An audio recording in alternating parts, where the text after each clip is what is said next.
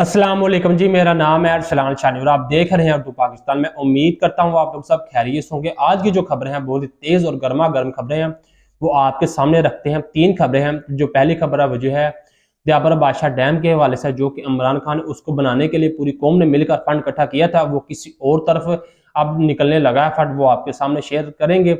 दूसरी खबर है जो आज से 15 साल पहले मोटरसाइकिल चोरी केस में पुलिस स्टेशन गया था, लेकिन वो आज कराची का गवर्नर बना फिर रहा है, वो आपके सामने रखेंगे। स्पीकर साहब ने पुरतकल्लफ एक छोटी सी पार्टी रखी है जो कि बारबेक्यू का बंदोबस्त किया गया, वो भी आपके सामने शेयर करेंगे। ये वो स्पीकर है जिसकी कौम आटे के लिए गली गली सड़क सड़क ढूंढ रही है आटा, तो वो आपके सामने हम सब कुछ रखते हैं। सबसे पहले तो हम बात करते हैं जी ये दयाबर बादशाह डैम।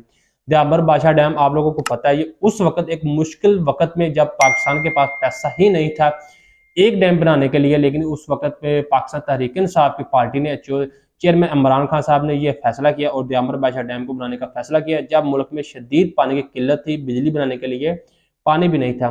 तो उस वक्त फंड इकट्ठा किया गया और इसके साथ मिले थे इमरान खान के साथ साकिब निसार साहब जो उस वक्त के चीफ जस्टिस थे। उन्होंने मिलकर इस दयाबर बादशाह डैम को बनाने के लिए एक बंदोबस्त किया। फंड के लिए बाकायदा तौर पर गली गली सड़क सड़क पर बॉक्स में रखेगी और बाकायदा तौर पर फंड रखा। तो उस वक्त ये फंड इकट्ठा हुआ, लेकिन ये आज जो ये फंड है ये किसी और तरफ निकल रहा है, वो आपके सामने हम रखते हैं।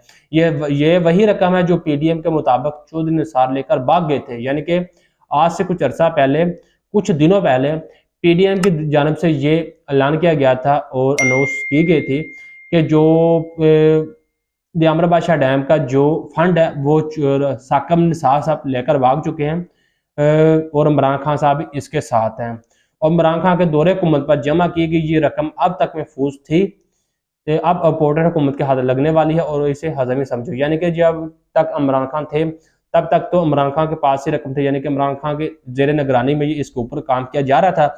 लेकिन अब ये जो रकम है इसका फैसला कुछ और हो चुका है, तब्दील हो चुका है, यानी कि ये इस फैसले को, इस रकम को अब बाकायदा तौर पर मंजूर कर लिया गया है और दयाबर बादशाह डैम की जो रकम है, जो इसका फंड था, उसको अब कन्वर्ट कर दिया गया है, यानी कि वो आप कौमी खजाने में जमा करवाने का हुक्म कर दिया गया है। और ये जो रकम है अब इसे हजम ही समझो, यानी कि ये आप किसी काम की नहीं आने वाली, ना तो गवर्नमेंट, ना ही पाकिस्तान के, और ना ही ये 22-23 करोड़ के वहां के ऊपर लगने वाली है।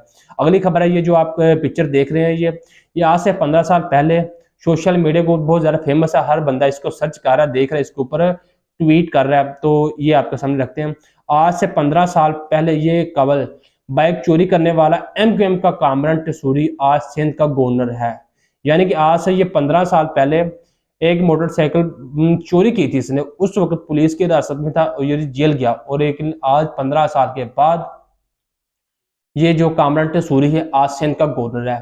पाकिस्तान के ऊपर ये बहुत बड़ा सवालिया निशान है, खासकर सिंध के ऊपर, और पाकिस्तान के कानून के मुताबिक जो चोरी करता है आज वो गवर्नर बना फिर रहा है, जो बड़े हैं तो वो तो जेलों से बाहर है, लोगों जो गरीब आवाम है, आम लोग है, वो जेलों के अंदर है। ये है इंसाफ का रूल, ये है आम और अमीर आदमी का रूल, ये आप इस बात से एक्सप्लेन कर सकते हैं।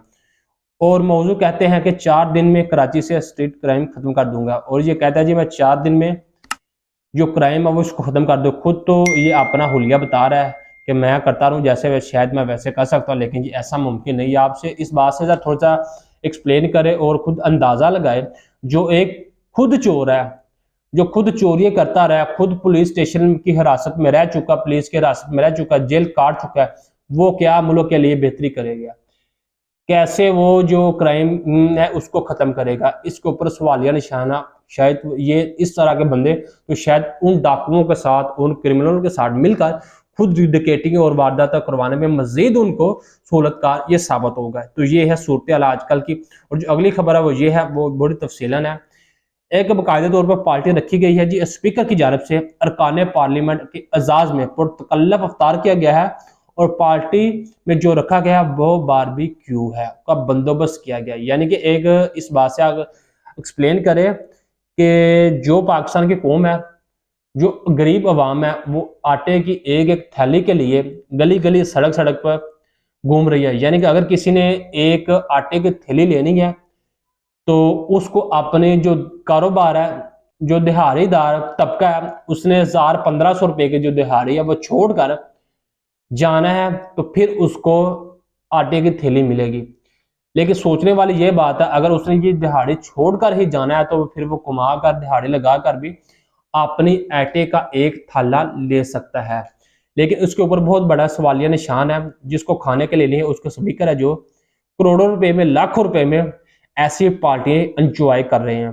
ये मैं आपको जरा तफसीलन पढ़ के सुनाता हूँ, जो इसके नीचे पूरी ट्वीट मौजूद है।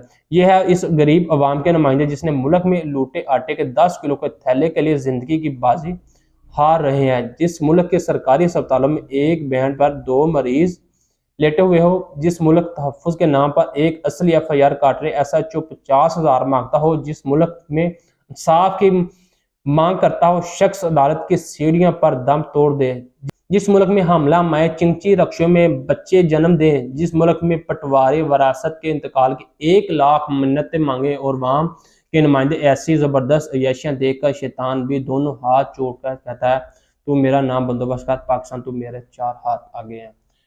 यानी कि जो ऐसे मुल्क के नुमाइंदे अगर वो ऐसे बदमाशियां और ड्रामेबाजियां करेंगे, अय्याशियां कार्य करेंगे, तो जो शैतान के वो भी चारों हाथ जोड़कर कहेगा, तू नहीं भाई, तो हमसे 4 हाथ आगे हैं, तो हमारे पास की बात नहीं।